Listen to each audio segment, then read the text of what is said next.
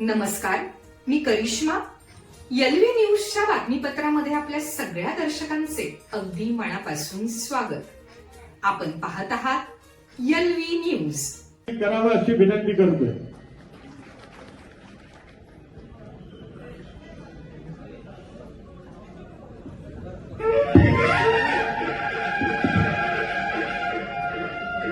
मी महाकाली सहकारी साखर कारखान्याच्या पंचवार्षिक निवडणुकीनिमित्त आज इथं उपस्थित झालेले आपले महाकाली उद्योग समूहाच्या नेत्या आमच्या अनिताताई सगरे, व्यासपीठावरील सर्व उमेदवार, त्याचबरोबर आमच्या कुटुंबाचे स्नेही असणारे दिलीप झुरे असतील, बाळासाहेब पाटील, महेश पवार, आयशबाई मुल्ला, या पंचकृषीतून व तालुक्यातून आमच्यावर प्रेम करणाऱ्या सर्व इथं उपस्थित असणारे माझे वडीलधारी मंडळी, युवा सहकारी, बंधू भगिनींनो, आजची ही निवडणूक आगळी वेगळी निवडणूक आहे हे आपणास माहीतच आहे. कारण हा कारखाना लोकनेते राजाराम बापू यांच्या अथक परिश्रमातून उभा झालेला कारखाना आहे. स्वर्गीय नानासाहेब सगरे असतील, पंडितांना असतील, त्या जोडगोळीने हा कारखाना अतिशय कष्टातून प्रवाहाच्या विरोधात जाऊन हा कारखाना संघर्षातून उभा केला.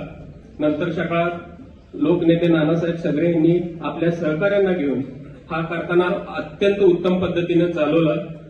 मी तुम्हाला एक पार्श्वभूमी सांगायची इच्छितो त्या ठिकाणी की जिल्ह्यात त्यावेळी फक्त 6 कारखाने होते व ऊस बिल 4 टप्प्यात जात होतं.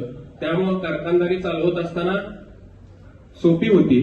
नंतरच्या काळात विजय अण्णांची शारीरिक आपल्याला स्थिती माहीत असताना सुद्धा अतिशय पराकष्टातून विजय अण्णांनी हा कारखाना अतिशय खंबीरपणे नेटानं दुष्काळातला 1 नंबरचा कारखाना चालवण्यात यश प्राप्त झाले हे ते मी तुम्हाला तेवढं तितकंच सांगतो.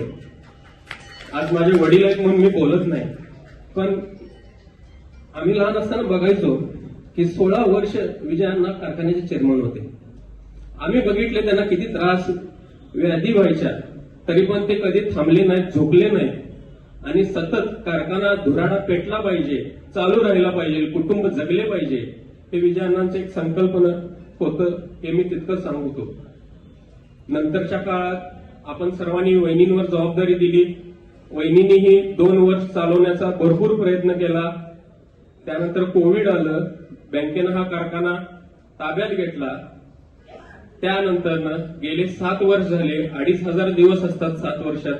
वहिनी कधी थांबल्या नाहीत. मी आपल्याला तितकंच सांगतो, आज जे विरोधक बिनबुडाचे आरोप करतात, 7 वर्षात त्यांनी काय केलं, एक महिलेला किती दाबायचं, किती छेडायचं, मी हे सांगू नये एवढंच मी या ठिकाणी बोलतो.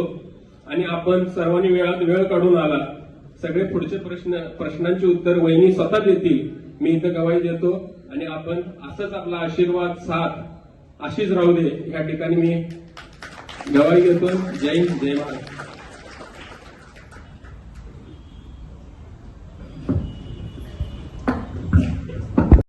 चालू घडामोडींचे अपडेट्स जाणून घेण्यासाठी आपल्या एलव्ही न्यूज चॅनलला सबस्क्राईब जरूर करा, लाईक करा, शेअर करा व कमेंट देखील करा. बेल आयकॉनवर प्रेस करा व नोटिफिकेशन्स मिळवा. पाहत रहा फक्त एलव्ही न्यूज. मुख्य संपादक विलास उत्तम लोखंडे.